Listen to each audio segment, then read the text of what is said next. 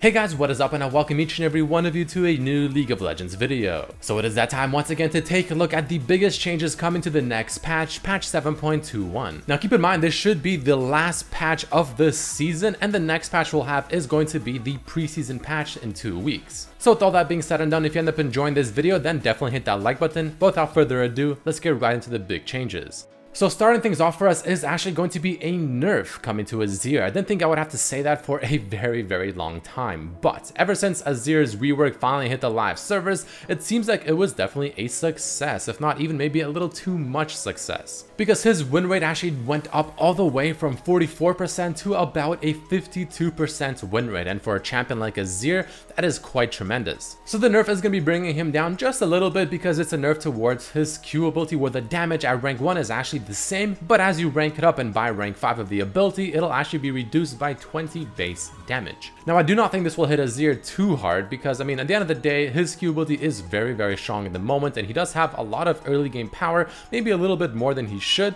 So this will bring him down by a couple of notches, but at the end of the day, he should still be quite good, and his win rate will drop at most about 0.5%. But moving along, we have a big new change coming to Brand, where he has a new effect on his passive where it states, if Brand kills an enemy while it is ablaze, which essentially just means the passive is on that target, he regains mana. Now at first this might be one of those things where it doesn't really seem like it's that much of a buff, but this is actually quite good because you're essentially getting the Doran's passive for free right on top of his passive, on top of already what it does. So this will make his mana sustain throughout the laning phase and even maybe throughout the mid game and even in some team fights be a lot better. So throughout the laning phase, you can just spam your abilities much more frequently and you don't have to worry about running out of mana. And this can also mean that there will be different build paths, more optimal build paths now, since maybe, just maybe, you'll be able to skip items like Morale-o-Nomicon as your first item because you just do not need that extra mana sustain and help. But moving along, we have another pretty big change happening to Echo as well, where they're going to be trying to make Echo much more effective in the jungle because he now has a new effect on his passive as well, and it states the following. Damage is doubled versus monsters, maximum 600 damage. Now keep in mind, this is only towards his passive, right? Only the passive will do double damage versus the monsters, which again, monsters are specific to jungle camps, not minions, which are lane minions. So without a question, we may definitely start seeing the uprising of Echo jungle once again. It used to be a thing and it used to be very strong and somewhat obnoxious to face, but it seems like it might just be coming back, so watch out for it. But let's move along and talk about a buff happening to Evelyn. It's a very small one, and it states the following towards her passive. Minion damage no longer resets the passive cooldown. Now most people are probably thinking, well, how is this actually helpful? In what way will this help jungle Evelyn? Because at the end of the day, she is in the jungle. Why does she care about minion damage, not monster damage? But the intent behind this buff, I guess if you will, towards her passive is that if she were to go in for a gank, and let's say she uses something like her ultimate, secures the kill or just barely gets away from a, unfavorable situation, and then one of those lingering minion auto attacks, the ranged ones, is just following her all the way back to where she just ultied, and it hits her and it'll reset the timer on her passive to where she can finally go invisible once again. It can be very obnoxious, and it honestly could be the reason as to why you may even die or lose a kill just because of that one minion auto attack. So with that, they ended up changing it up so that will never happen. It's not a very big buff, but in certain situations, it can definitely be the difference between getting a kill or even getting killed. But at the end of the day, unfortunately, Evelyn is going to need a lot more than this because honestly, at the moment, she is not in a very good state. And I'm a little surprised that Riot has not buffed her just a bit more.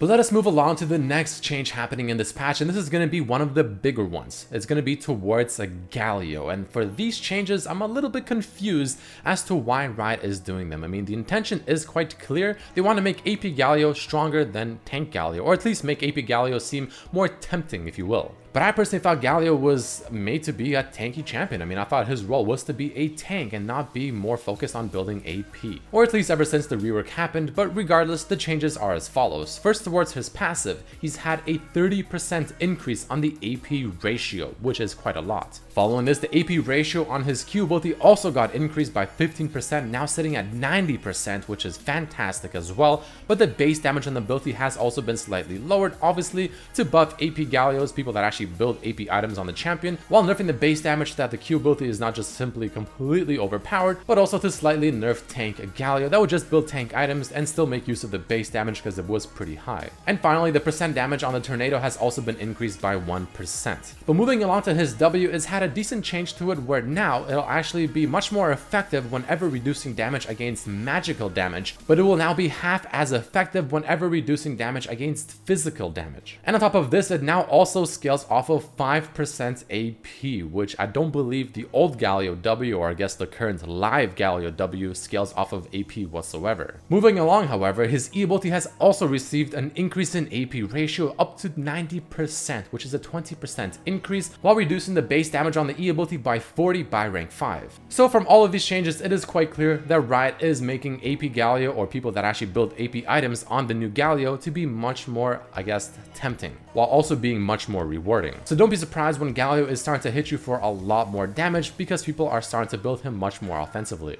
Moving along, we have a buff happening to Gangplank, to which I'm even confused as to why it's here, but it states the following to his Q: that the gold plunder has been increased by 1 at every single stage or rank of the ability. At the end of the day, I mean, I guess it'll stack up and give you a lot more gold over the duration of a game, but I don't feel like it's all that necessary and will make too much of a difference. But moving along, let's quickly talk about Ramus, because he's getting a change which is a buff and a nerf at the same time, just depends on how you're looking at it. It's going to be specifically towards his W ability, because now the bonus armor gained from his W is essentially just flat out higher. It's got a higher percent scaling. But on the flip side, the bonus magic resist gained from his W has actually been decreased in the scaling, and also decreased in the base amount of magic resistance it'll offer. So what does this mean? Well, it's quite obvious. Ramus is now much more effective against full AD comps, or just AD champions in general, but against AP champions he will not be as effective, which I think is actually a fantastic change, because Ramus has always been that, you know, AD counter type champion,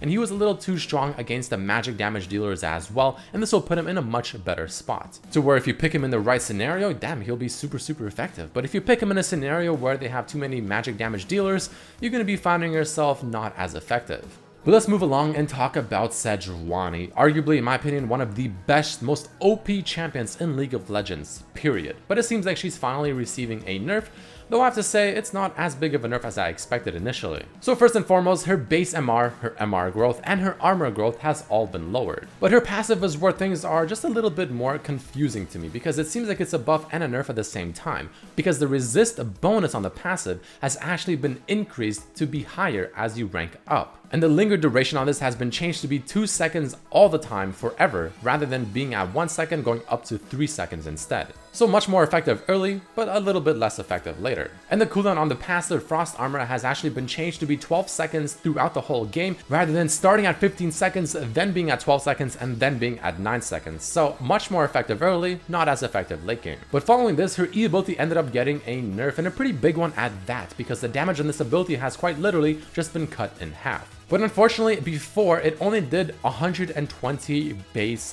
damage, right? The E ability, which now obviously it'll do only 60, which again is a pretty good nerf, but I feel like her E ability wasn't really the main issue. I mean, the fact that it's CC'd for that much, and the fact that she can, you know, chain CCs that often, and the fact that her passive Icebreaker did so much damage to targets that are frozen, I think was the main issue. I never really thought that the base damage on the E ability was really something that I was always kind of scared about. But regardless, it is a step in the right direction, hopefully, and Sejuani is finally receiving some nerfs, though I don't think it's enough, and I feel like she will still be probably the best jungler regardless.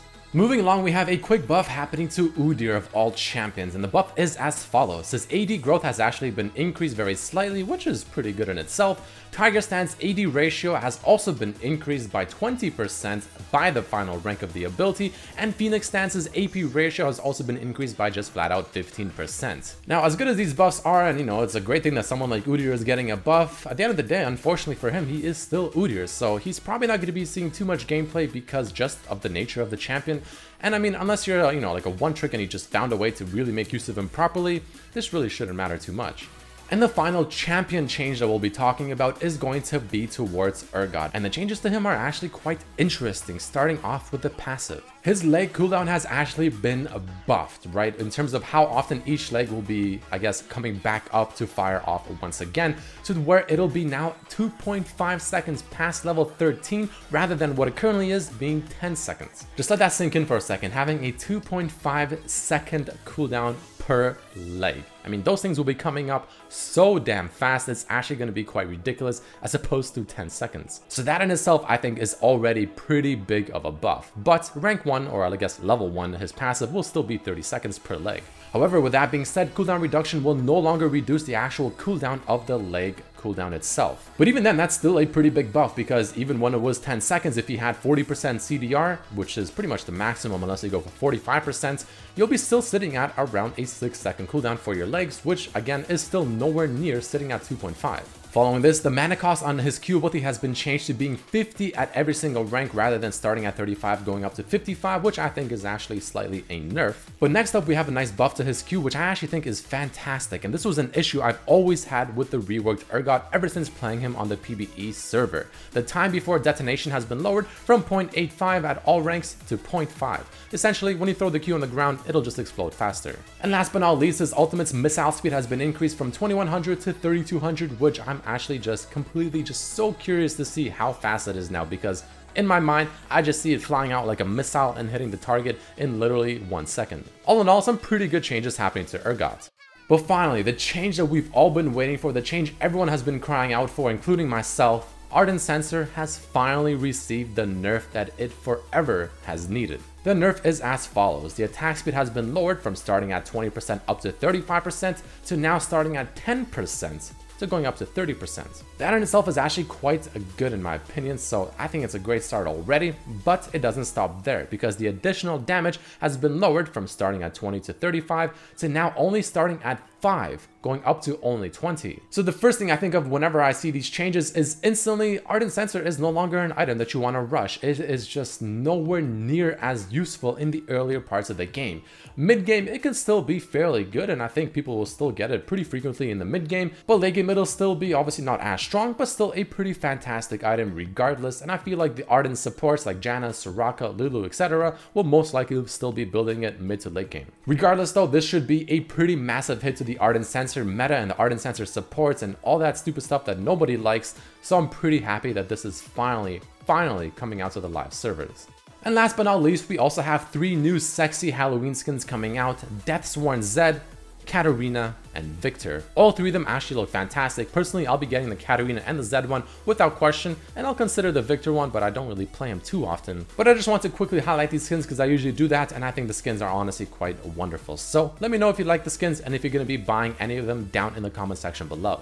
But either way guys, that is it for this video. There you have it, the biggest changes coming to this patch. A lot of buffs and nerfs happening to so many champions, but the ones I would say to watch out for is without question going to be the Echo Jungle coming in, the tank Gallio being nerfed while the AP Gallio being buffed, so watch out for the damage change on that. And also you definitely want to watch out for the Urgot buff, because I feel like this is a pretty good buff, and the ARDENT CENSER nerfs finally coming into play, which will definitely shake up the bot lane meta by just a bit. But thank you all so much for watching. If you enjoyed the video, definitely hit it with that like button, share with your friends, subscribe if you haven't, check out my other videos as well. But I'll see you guys for the next one.